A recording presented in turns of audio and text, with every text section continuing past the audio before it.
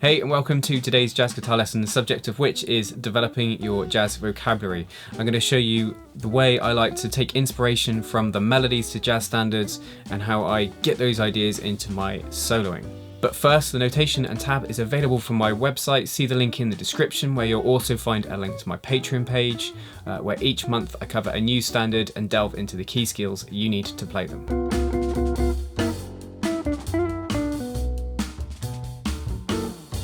So what's the best ways to go about learning and developing our own jazz vocabulary?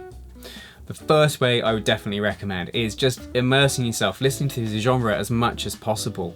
Whether we realise it or not, little ideas, phrasing, rhythmic ideas, harmony will rub off on us and creep into our playing, hopefully. Probably the most common answer to this question would be, just learn loads of licks and apply them to the standards you're playing over. I personally find that method a bit hollow. I don't completely dismiss licks, but I feel like, you learn a lick and then it's like, on an A minor 7 chord I can play that lick, and it feels very forced, not like in a nice flowing natural way when soloing and improv works best. And the third way would be transcribing, transcribing solos that you like the sound of, and just you're gonna again pick up a lot from doing that, develop your ear, pick up phrasing ideas, rhythmic ideas to play over certain chord types and so forth. But I actually think there's a method staring us in the face which is not maybe that obvious to many people, which is we can just take ideas from the melodies to jazz standards and just pull out a little idea, and we're going to do that today, and just see what we can do with it over other chords and over chord changes and how we can manipulate it and get a lot from it. And the reason I like doing this is, whereas compared to a lick which might be a bit abstract, a bit less memorable, if you know the standard well, then that melody is already going to be up here and it's going to stick with you more easily. And then working on this kind of idea like we're going to do today might be something you can more call upon in the moment of improv in a more natural, not like a forced way like we might use licks. So we're going to take an idea from Charlie Parker. We're going to take his opening opening melody from the theme to the tune Ornithology, which he wrote to the chord changes of How High the Moon. And this is one often people like to quote in solos, and here it is on the screen for you. It goes like this: 1, 2, 3, 4.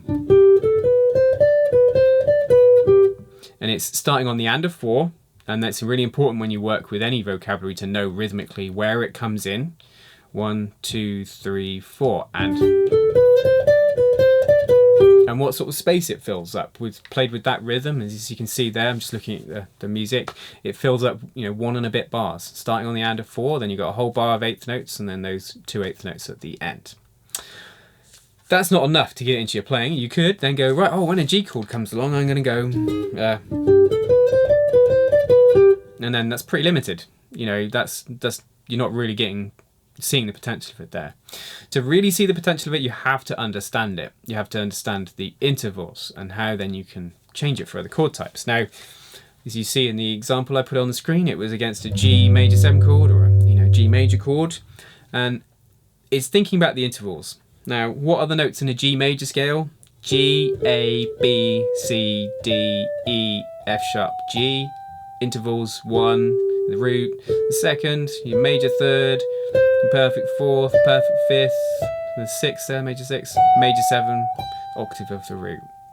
And when we look at the line, the Charlie Parker idea, it starts on the 5th, from an octave lower, where I just played that scale. Then root, 2nd, 3rd, 4th, 5th, 3, 4, 5, 3, 1. It's quite scale-like in that way. There's a lot of up and down, and there's no notes outside of that scale. The other thing I like about this idea, it really places a lot of emphasis on 1, 3, 5, the notes of a G major triad, so it's strong, and it says the sound of a G chord without any extensions. So you could play this against a G chord, you could play against a G6, that would sound good too, and G major 7, that would work too. It doesn't have a 7th in, so you could play it against G7 as well, so that would work too. So we've gone through the rhythm, we've got an understanding of the intervals at play here. So it says the sound of a major chord really, really strongly. I like the way it finishes on that 3-1 at the end, and the way it starts on the 5th as well is quite cool, not starting from the root. Now the next thing I might do with it see if I can find it elsewhere on the guitar, because having an idea just in one place and in one key is severely limited. So I might move it around. This is where you need to know the intervals on the guitar, or the notes on the guitar, or both, to be able to do this. Yeah, so that's just a basic thing, to be able to move the idea, take exactly the same notes and just find it in other places on the guitar, because when you're soloing and you try and call upon some vocabulary, if really you want to just hear that idea come to you, you don't want to be forcedly thinking, oh, I've got to go to fret 12 on the D string to then go. That's a bit, you know, forced, but that obviously takes a lot of practice to get these kind of ideas into our kind of unconscious, I suppose.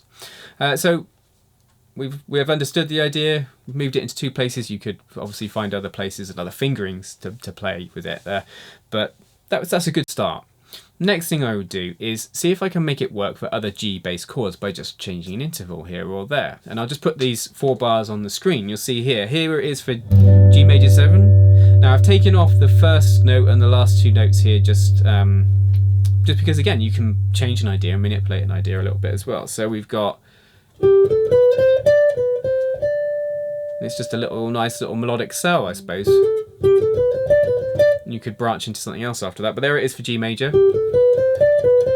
Now if we change that 3rd note, this B, to a B flat,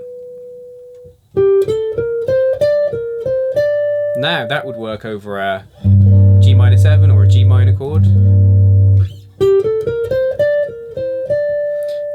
Let's take it further, let's flatten the 5. That would now work over a G minor 7 flat 5 chord. So we've got G major, and then we've got G minor, G minor 7 flat 5. You see, by just changing one note, we've gone, okay, so I can make this work over other chord types.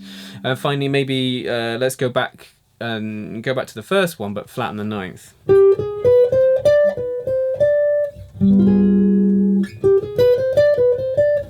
Sounds a bit more interesting with that flat 9, the 2nd note in there. So you can see there, if you understand the intervals, you understand how to change a major chord into a minor chord by flattening the 3. You can make something work over another chord type. That's all just related to G though, so it's like, you know, it's again still a bit limited. So you could branch out, and you see in this next example I've written it out for the key of D against a D major chord. I've written the full idea this time. So that'd be for D major, D6, 9, D6, you know, that would. The intervals will be the same, you know, as when we did it in G. Maybe then trying it for another chord type, like A minor, this is cool.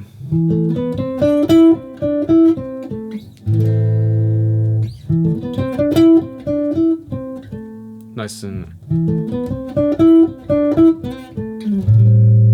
Okay, so we've seen there, you know, going back to how, you know, knowing how you can change an idea, changing the intervals. This is 5, 1, 2, minor 3rd, 4, 5, you know.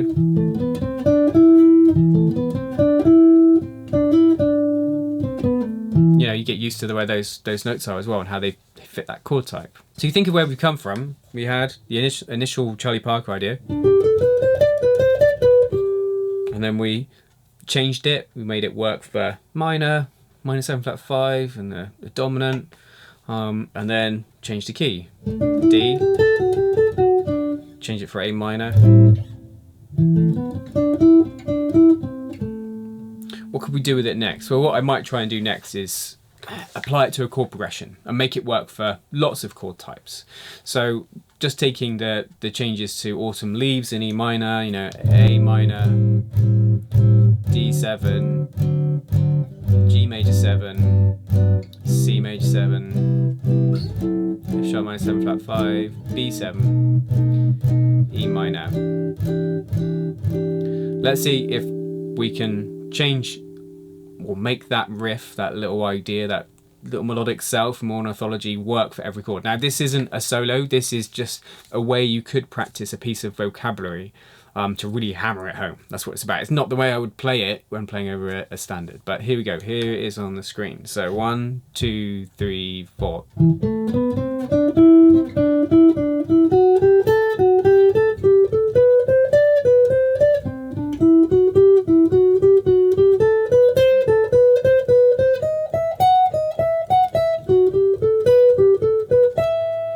So as you can see, you could hear that kind of inspiration of that idea running throughout. Sometimes there's the A minor idea, the D idea. I made a bit of a jump here. I could have gone, but I did it for ease, for you to see. You could see the original idea. On the C major 7, I actually use a sharp 4 and F sharp. Change the 4th to a sharp 4 because we're in the key of G major, E minor. And then for the F sharp minor 7 flat 5. And the B7 with the flat 9. And the E minor, I did octave displacement here instead of I could have gone like that, but I got the F sharp an octave lower. And then finish on an E. Now, as I said, it's not a solo, but as you could hear there, that idea was just kept coming and kept making it work for other chords. So you could, take say a 2-5-1 and see if you could do it. So if I took a 2-5-1 in C, so D minor, G7, C. Let's see if I can do it. D minor.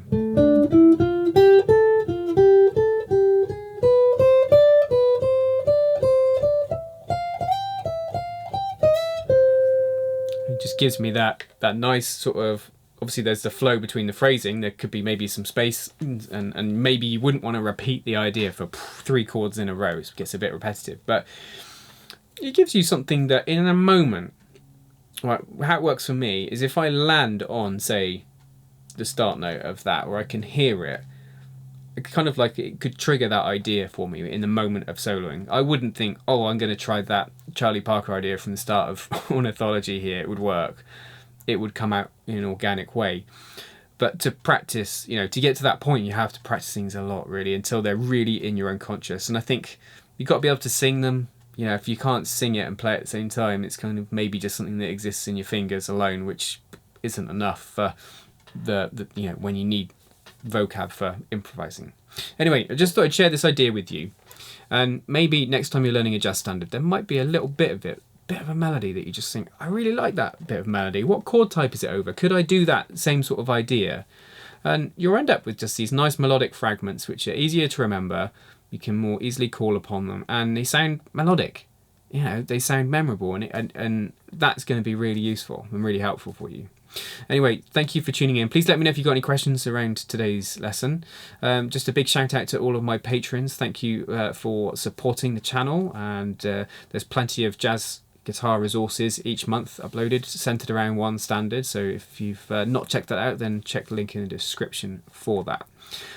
This particular lick, or this idea that I've been looking at today, could obviously call it a lick. I think of it as a piece of vocabulary personally in that way. It was over the changes to How High the Moon. So if that's not a song you've learnt, I'll put my video lesson up on How High the Moon, and obviously take a listen to Charlie Parker's Ornithology.